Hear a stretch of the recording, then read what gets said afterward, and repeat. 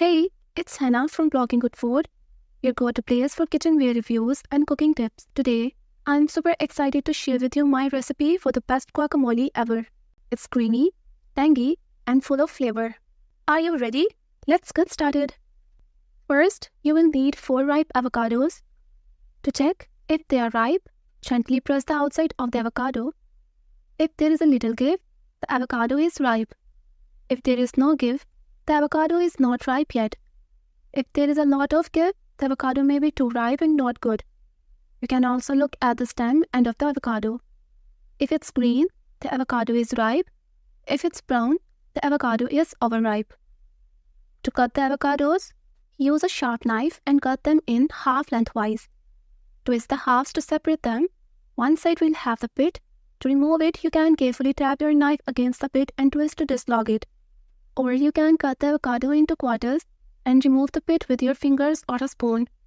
Then use a spoon to scoop out the flesh and put it into a large bowl. Next, you will need half a red onion, finely chopped. You can use a food processor or a knife to chop the onion.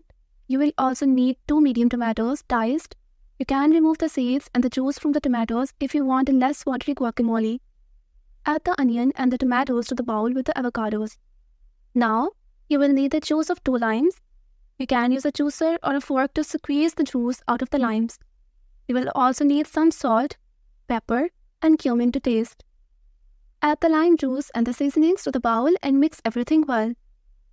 The last ingredient is fresh cilantro chopped. You will need about a quarter cup of cilantro or more if you love it. Cilantro adds a nice burst of flavor and color to the guacamole. Sprinkle the cilantro over the mixture and stir to the combine. And that's it. You have just made the best guacamole ever. You can enjoy it right away or store it in an airtight container in the refrigerator for up to a day. To prevent browning, you can place a piece of plastic wrap directly on the surface of the guacamole, making sure there are no air pockets. You can also add a thin layer of water on the top of guacamole and drain it before serving. You can serve the guacamole with tortilla chips, crackers, or fresh veggies. You can also use it as topping on a side of enchiladas, tacos, burritos, nachos, salads, or sandwiches. I hope you enjoyed this video and learned how to make the best guacamole ever. Thank you for watching and see you next time on Blogging Good Food.